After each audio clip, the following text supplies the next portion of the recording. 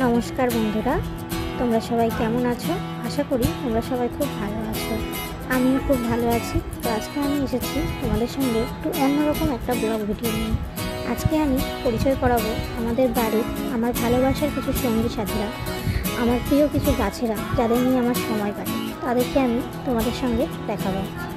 দেখো কত সুন্দর সুন্দর গাছগুলো আমি টবের মধ্যে লাগিয়েছি এবং সেইগুলো নিয়ে আমি সারাদিনটা কাটাই গাছেদের সঙ্গে, বেশ ভালোই লাগে।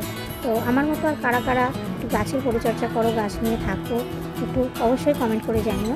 আর ভিডিওটি ভালো লাগলে একটা লাইক করে দিও, শেয়ার করো, আর দয়া করে ভিডিওটি কেউ স্কিপ করো না, পুরো ভিডিওটি দেখো, সঙ্গে থেকো। আর আমার চ্যানেলে নতুন হয়ে থাকলে চ্যানেলটিকে অবশ্যই সাবস্ক্রাইব করো বন্ধুরা।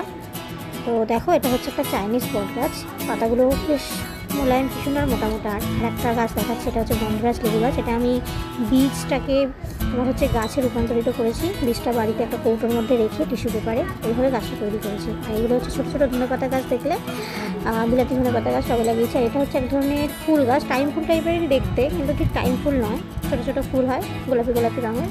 আর এটা হচ্ছে অশ্বত্থ গাছ, খুব ছোট্ট গাছটা, খুব একটা বড় না, টবের মধ্যে। আমাদের খুব একটা মাটি নেই তো বাড়িতে, পুরো সব কিছু গাছই প্রায় টবের মধ্যেই লাগাতে হয়। কচি কচি পাতা বেরিয়েছে কদিন জল দেওয়ার পর।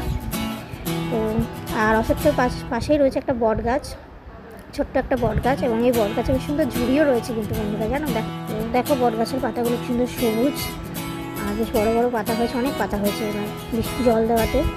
তারপর দেখো এই ঝুড়িগুলো, দেখো কি সুন্দর ঝুড়ি হয়েছে বট গাছের, ছোট্ট ছোট্ট কত সুন্দর ঝুড়িটা হয়েছে। বট গাছটা খুব একটা বড় না, তবুও এর বয়স মোটামুটি 6 বছর 7 বছর তো হবেই, মাত্র 6-7 বছর। এই গাছটা অনেক বড় হয়ে গেছিলো। আর এটা হচ্ছে মানি প্ল্যান্ট, এটা আমার বাড়ির মধ্যে লাগানো, ওপরে বারান্দায় লাগানো মানি প্ল্যান্ট গাছটা। দেখো কি সুন্দর গাছটা হয়েছে।